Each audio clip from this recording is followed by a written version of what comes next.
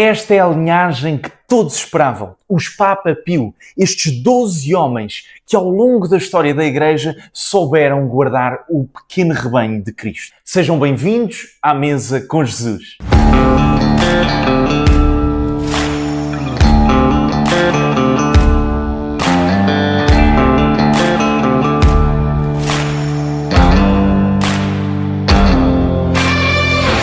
Desde logo começar por este nome. Provém do latim pios pia pium, que significa, lá está, a piedade. Sobretudo na antiga Roma, o pietas, o sentido da piedade, estava muito ligado ao homem romano. Nós, enquanto cristãos, obviamente que demos-lhe um novo sentido. Ser piedoso é ser temente a Deus. É o homem que entrega e vive toda a sua vida em conformidade com os mandamentos de Deus. É isso que é ser piedoso. Não é andar muito bem vestidinho. Não se esqueçam disso. Vamos começar por São Pio V, Antonio Michele Ghisleri. Estamos no auge do século XVI. Estamos no meio dos combates entre luteranos e católicos. Não esquecer que neste período também já temos os calvinistas. E, sobretudo, este homem vai ser particularmente importante por causa da Reforma de Trento. É ele que vai aplicar e dizer efetivamente o que se retirou deste concílio. Não esquecer, o concílio foi desde 1545 a 1563. Ele, desde logo, enquanto cardeal, vai manter esta vida monástica. Ele é um religioso e, como dominicano, portanto da Ordem dos Pregadores, ele vai utilizar o seu hábito branco, que não vai perdê-lo. Ele, inclusive, quando é eleito Papa, ele vai manter o seu hábito. Vamos ficar a dever a São Pio V a elaboração do Catecismo, do Breviário e do Novo Missal. Vamos ter a compilação dos vários ritos que ao longo da história da Igreja foram sendo utilizados na liturgia. É assim que vamos chegar ao tempo da Missa Tridentina. São Pio V, em 1571, após a vitória católica na Batalha de Lepanto contra os turco-otomanos, São Pio V vai consagrar a Europa a Nossa Senhora do Rosário e vai instituir a festa sob o epíteto de Nossa Senhora da Vitória, atribuindo a sua intercessão à vitória da Liga Santa. Além de defender a Igreja e o seu povo, vai também ser fundamental do ponto de vista político e diplomático. Luigi Chiaramonti vai ser Papa Pio VII e vai exercer o seu pontificado durante 23 anos, de 1800 a 1823. Portanto, agora avançamos cerca de 200 anos. Em França, consequentemente, vai surgir um homem que desejará ser uma espécie de um novo Carlos Magno, ou provavelmente um novo Otávio César Augusto. Estou a falar, claro, de Napoleão Bonaparte. A seguir ao período conturbado da Revolução Francesa, que vai desde 1789 a 1999, em que a Igreja vai ser completamente destituída em França, haverá uma grande perseguição aos católicos em França. O próprio Estado jacobino vai se declarar como sendo ateu e vai criar uma religião oficial do Estado. Finalmente, em 1801, com um esforço diplomático do Papa Pio VII, vamos ter a concordata entre a Santa Sé e França, juntamente com Napoleão Bonaparte, em que ficará reconhecido o direito consagrado de ser católico. Portanto, a religião católica vai ser considerada não a religião oficial de França, mas a religião da maior parte dos franceses. E isto vai ser um ponto importante. Claro que Napoleão vai-se aproveitar um bocadinho disto, porque ele, por um lado, não é um jacobino, mas ele é um republicano. E ele não gosta da Igreja nem de Deus, mas ele percebe que é importante ter do seu lado a Igreja. Portanto, ele, em 1804 ele vai ser coroado imperador na Notre-Dame. O problema é que, segundo as crónicas e alguma iconografia que nós temos, o próprio Napoleão terá roubado a coroa do Papa e terá colocado ele na sua própria cabeça, demonstrando, claro, que ele é que tem o poder sobre a Igreja. Sabem que este tipo de pessoas na história, quando querem ir diretamente contra o Papa ou a Santa Madre Igreja, normalmente saem sempre perdedores. Em 1808, o que vai acontecer após Pio VII fazer um grande esforço para que Napoleão parasse com as suas tentativas de cesaropapismo, de tentar controlar a Igreja em França, de tentar ser ele próprio a nomear bispos. Ele vai invadir Itália e vai entrar em Roma, o que fará com que aprisione o próprio Papa. O Papa vai viver em cativeiro durante este período. Claro que isto só se vai resolver com a Batalha de Waterloo, quando os ingleses derrotarem Napoleão, e assim o Papa poderá regressar a Roma em 1815.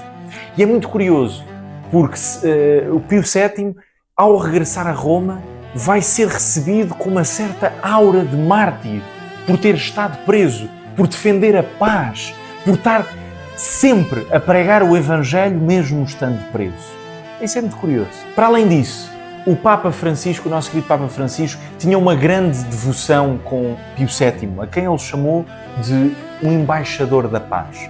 E provavelmente a sua maior relação tinha exatamente a ver com um detalhe interessante. É que o Papa Pio VII foi quem restaurou a Companhia de Jesus. Lembrem-se que eles tinham sido extintos em vários pontos da Europa e depois, inclusive, chegaram a ser extintos pelo próprio Papa. E então eles são restaurados no início do século XIX.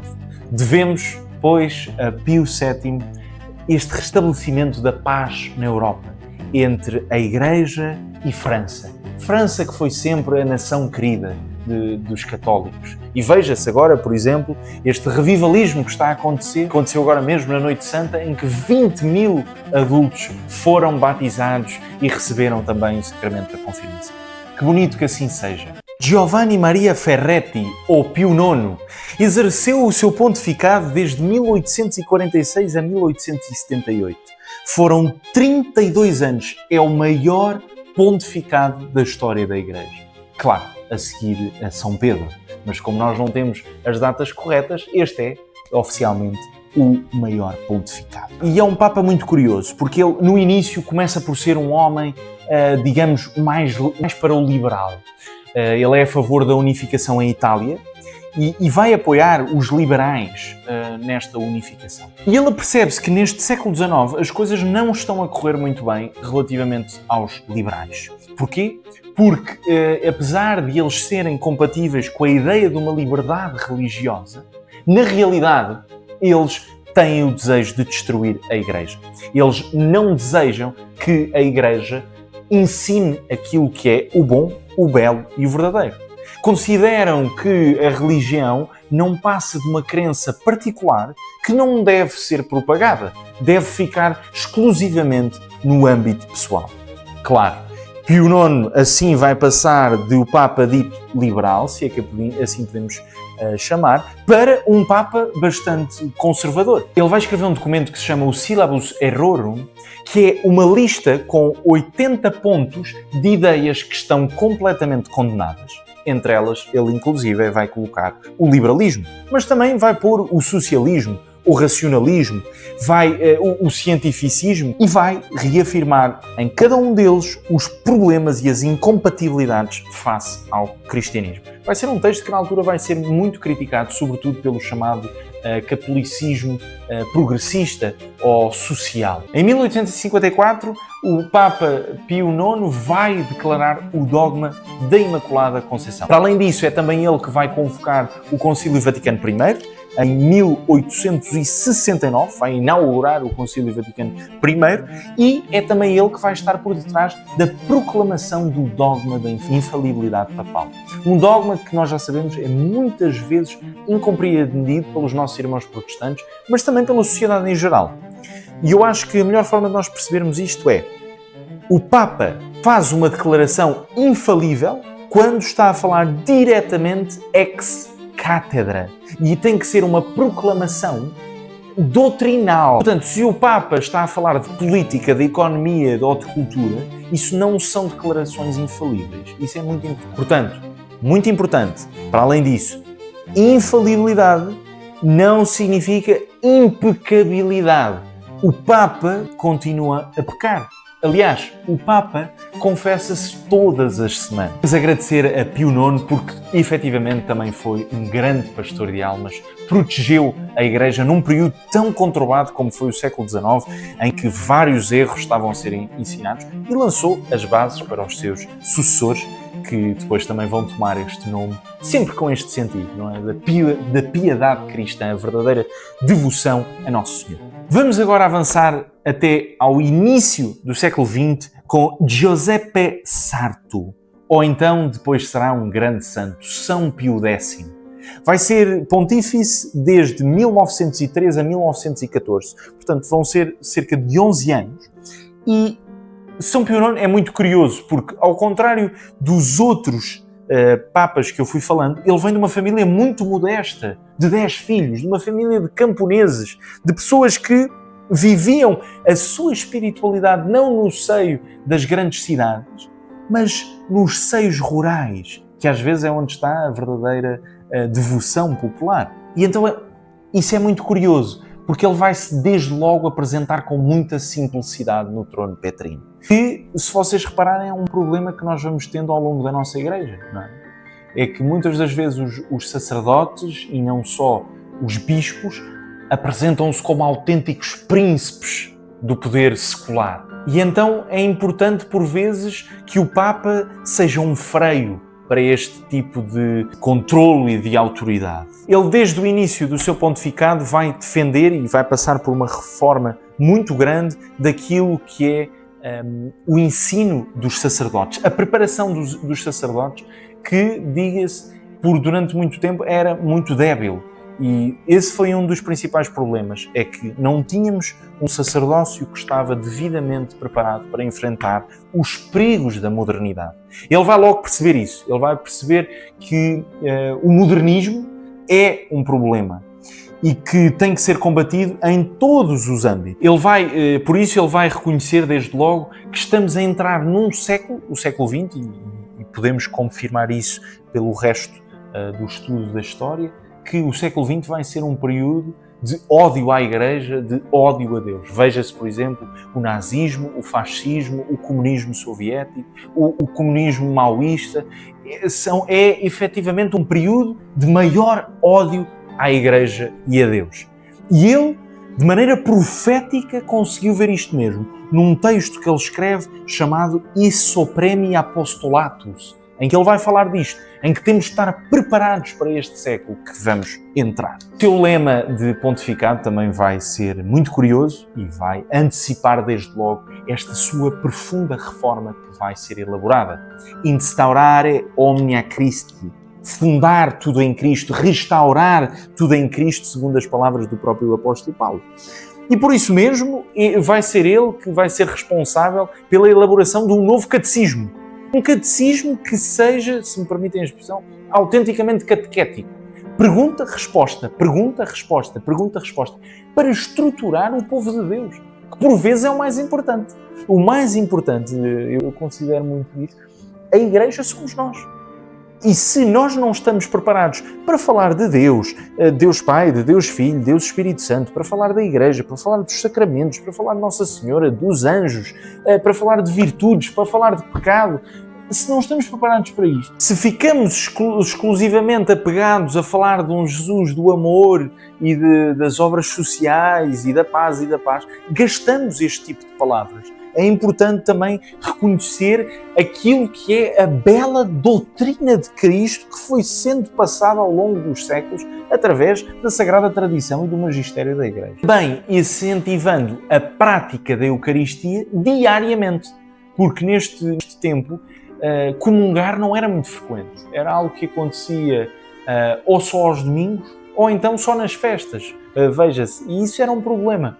Era um problema. E ele aqui não vai dizer, não, deve ser todos os dias. E as próprias crianças já devem comungar, devem ser aceitos a este sacramento. Ele vai se preocupar, sobretudo, com a educação religiosa das crianças. Por isso, temos muito a agradecer e a pedir a sua intercessão sempre que passarmos por tempos mais difíceis em termos sociais e em termos de Igreja, reconhecer que no passado houve momentos que foram muito piores e que também houve, felizmente, estes verdadeiros pastores de almas que souberam proteger o seu pequeno rebanho, o pequeno rebanho de Cristo, das garras dos lobos que por aí. Avançando agora cerca de 20 anos, chegamos a Pio XII, portanto, Eugenio Pacelli, o cardeal Eugenio Pacelli, que vai ser um Papa que para a historiografia vai ficar muito mal conotado, porque ele vai ser o Papa da Segunda Guerra Mundial, ele vai assumir o trono petrino em 1939 e vai terminar em 1958.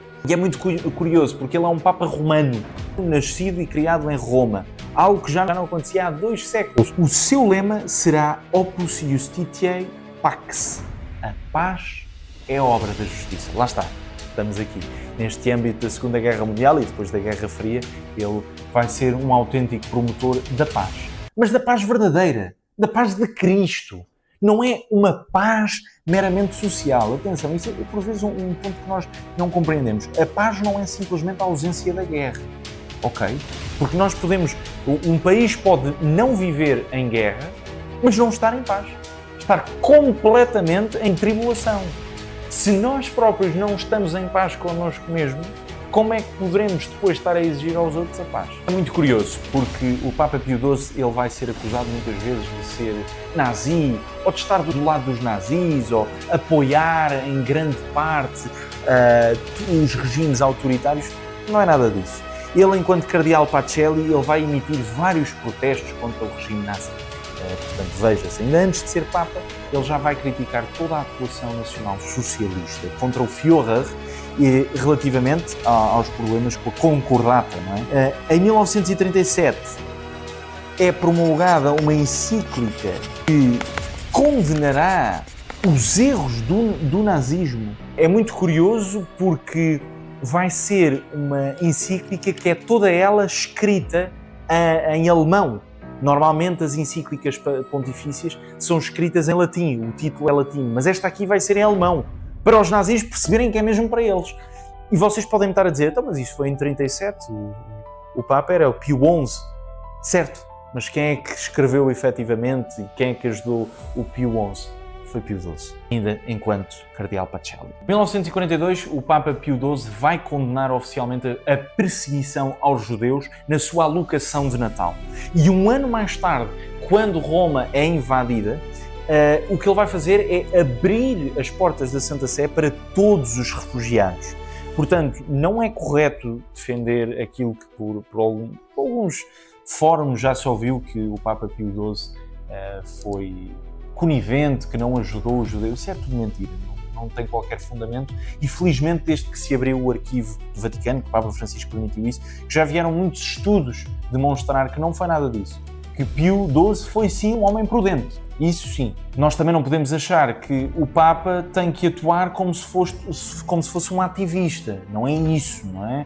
O Papa tem que acima de tudo estar balizado por aquilo que são as virtudes da prudência, não é? E da justiça, ou seja, não podia agora estar a virar-se contra um regime inteiro, não poderia ser.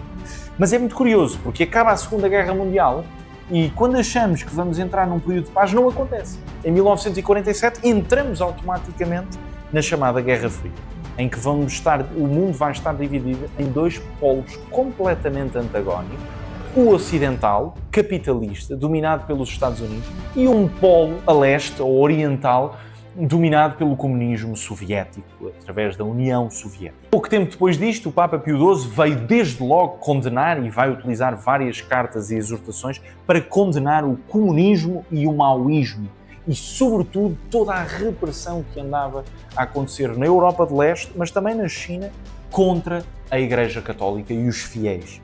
Porque isso é algo que é muito importante compreender. Não é compatível uma teoria política, económica, social, cultural, seja o que for, que retira Deus da equação e coloca um Estado. Isso é muito importante ser percebido. E então o Pio XII aí foi espetacular porque ele deixou logo as coisas muito claras, que é não, comunismo, não, socialismo, não.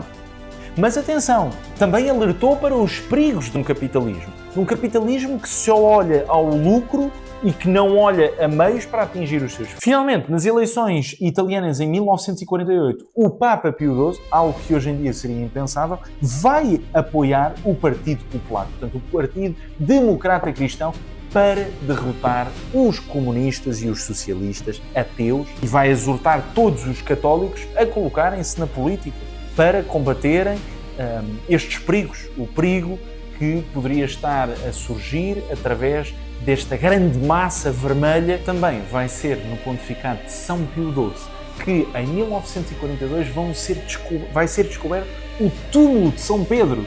O túmulo de São Pedro, nas escavações que vão acontecer na Basílica, vai aparecer o túmulo com os ossos de um homem robusto da Galileia, provavelmente alguém que lidava muito com o trabalho físico e que vai ter uma inscrição a dizer: aqui está Pedro. E isso é muito curioso e é assim que eu quero mesmo terminar este vídeo. Não esquecer que estes homens nunca exerceram um magistério por si mesmos. Eles não se proclamaram a eles papas, não se proclamaram a eles bispos. Eles são sim sucessores do apóstolo Pedro. Ele, sim, o sustentáculo desta igreja que é de Deus, que é de Jesus, mas que confiou a Pedro e aos apóstolos para que, paulatinamente, ao longo de todos os séculos, chegasse gloriosa até à sua segunda vinda.